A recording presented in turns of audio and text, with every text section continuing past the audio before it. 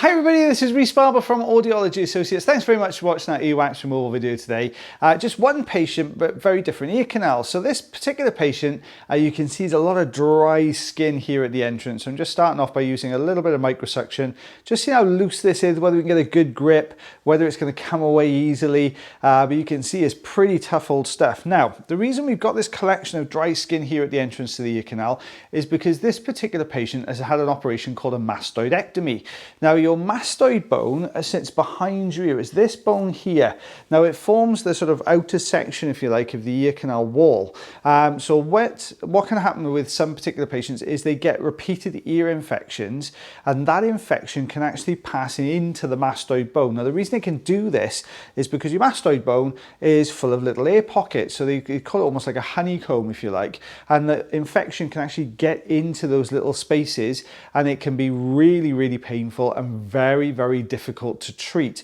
Now the only option available to clinicians then, unfortunately, is to remove the mastoid bone itself. So they will actually cut away at this particular bone. So what you end up with, if you imagine that forms the outer wall of the ear canal, so instead of an ear canal looking like this, what happens is as it goes in, it opens right out like this. So in this case, it opens out to the left hand side with a little shelf, which you'll see in a bit, and above the actual eardrum itself. So there's a lot in there that can accumulate dead skin and wax and things like that. And because this patient's had repeated ear infections and they've also had the operation on the ear canal wall, it also means that that skin migration process gets really interrupted in lots of different places.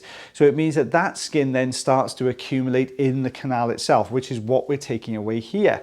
So we'll have a good look around this mastoid cavity in a little second, but it does mean you've got to collect all this dead skin and remove it. Now the crocodile forceps is proving really effective here because the skin is dry and it's hard, which means that it can grip really easily, but it's not wet skin, so it doesn't tear very well either. So it means you can get big chunks like this away much more easily than using the standard size Zollner tube. Now you'll see what I mean here about the ear canal. Now that's the shelf we're talking about there, where the actual side of the canal was, and you can see it tapers off into a little sort of flat spot.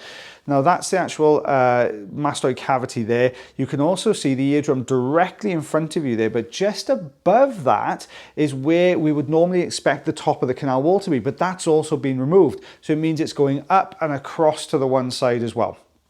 So we're just removing a lot of the looser, tiny little bits of dry skin around the outside edge. There we go. We're just using the Jobson horn to do that because there's so many of them. We could go in and individually pick them up with a fine end, but it would take so long. So it's a lot easier sometimes just to go in with a Jobson horn and very gently tease across the canal wall, picking lots of these little bits up in one go. Now we can see this long strip here, just there we go, flicking further back in. So we just managed to clean that away. Now you will see on here now there's a little bit of dry skin there to the left hand side. Now this is the dry skin that's migrating around that shelf. Now it's really important with a mastoid cavity that they have them cleaned out regularly, and the reason for that is because you can get lots of these bits of dry skin all sitting together in the ear canal, and then they're all wrapping around one another. It can cause a few issues as far as the actual canal itself is concerned. So we always go in and check around that sort of all the nooks and crannies, make sure there's nothing hiding down inside there. But it's coming away really well here. There we go. So that bit's gone. So it looks to me like the cavity is nice and clear, but we will go in and have a good old check now. And then we just got this little bit of dry skin. So what I'm going to do here is just lift this slightly with the fine end, and that's going to tell me where the dead skin stops and the fresher skin starts. And then if we can lift it just to that point, then we can go over the top with the Jobson horn and just take this off really effectively then. So you can see me lifting. So there we are. Now we're meeting some resistance there. So that's the fresher skin behind. Now we've always got to be careful in ear canals because we don't want to cause any problems as far as bleeding is concerned. It's inevitable in some cases, but in this case we really want to be as careful as we possibly can here. There we are, just taking that little bit of dead skin away. I'll give you a bit of a tour of this now in a second, so we slow this down. So this is the shelf we're talking about. So this goes off to the left-hand side. So you can see the canal, that's where the canal wall should be, that little bump, sorry, right in the middle of the ear canal. And then we go all the way above the eardrum there, so it's removed above, and that is the eardrum itself. So when you're looking at an ear canal that hadn't had a mastoidectomy done, that's what you would see. And then the rest of that would be enclosed with the canal wall. But in this case, it's been removed upwards and across to the left as well. So we're just taking a look. We've got a last little bit of sort of dry skin here that we're just going to try and lift away. Now, we're just teasing it off the canal wall there. Let's just lift. It's coming away quite well. Oh, it's almost come away. So I think we'll just go in now with the crocodile forceps. Let's see if we can just grab the edge of that and start to take this away.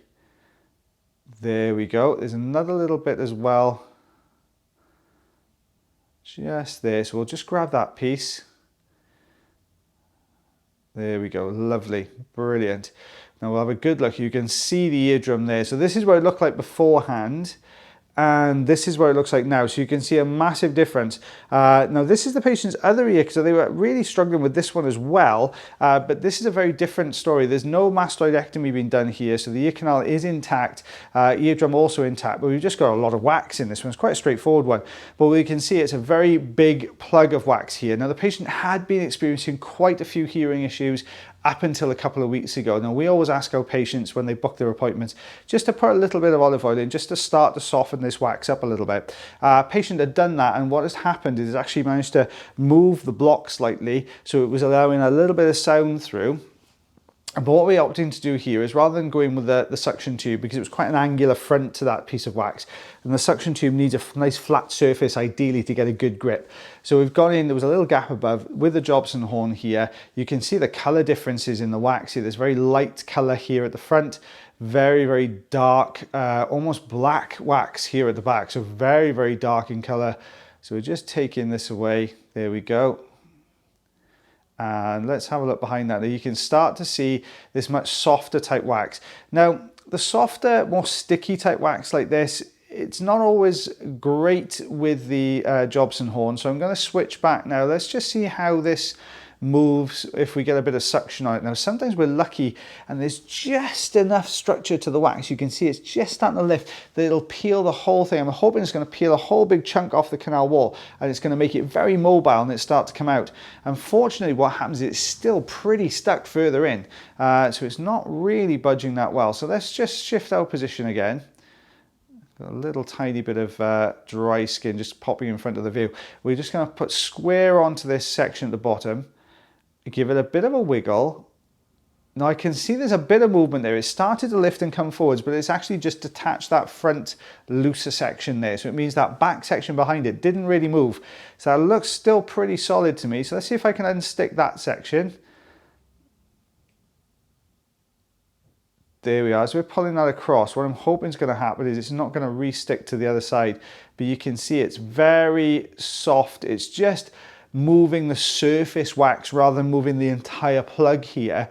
So let's get rid of that other looser section there. There we go.